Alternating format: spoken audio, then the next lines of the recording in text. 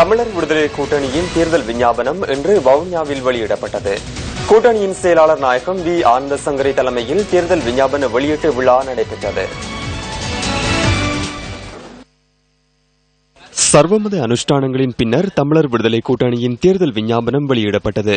தமிழர் விடுதலை கூட்டணியின் தேர்தல் விஞ்ஞாபனத்தில் 10 விடயங்கள் உள்ளடக்கப்பட்டுள்ளன.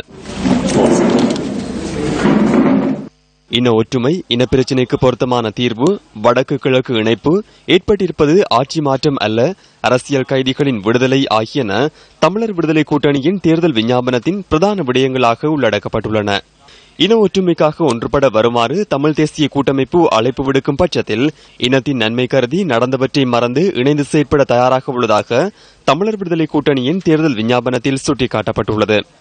நாட்டில் உள்ள பல்லின மக்கள் இன வேறுபாட்டை மறந்து ஒருவரோடு ஒருவர் சமாதானமாகவும் சம உரிமையோடும் வாழும் நிலை உருவாகும் வரை இனப்பிரச்சினைக்கு இந்திய முறையிலான அமைப்பை அமுல்படுத்த அரசுக்கு தொடர்ந்து அழுத்தம் கொடுப்பதாக தேர்தல் விஞ்ஞாபனத்தில் கூறப்பட்டுள்ளது. 13வது அரசியலமைப்பு திருத்தத்தை அமல்படுத்துமாறு அழுத்தம் கொடுப்பதாகவும் விஞ்ஞாபனத்தில் குறிப்பிடப்பட்டுள்ளது. அத்துடன் 1995ஆம் ஆண்டு ஜனாதிபதியாக இருந்த சந்திரிகா பண்டாரநாயக்க குமாரதுங்கவினால் முன்வைக்கப்பட்ட தீர்வு திட்டம் கவனத்தில் எடுக்கப்பட வேண்டும் எனவும் தமிழர் விடுதலை கூட்டணி கூறுகின்றது. 3 சமூகங்களை கொண்ட கிழக்கு மாகாணத்தை 2 சமூகங்களை பெரும்பான்மையாக கொண்ட மாகாணத்துடன் இணைப்பது இலகுவான விடயம் அல்ல எனவும் இதற்கு தேவையான இனங்களுக்கு இடையிலான நல்லுறவை தமிழர் விடுதலை கூட்டணி ஏற்படுத்தும் எனவும் விஞ்ஞாபனத்தில் சுட்டிக்காட்டப்பட்டுள்ளது.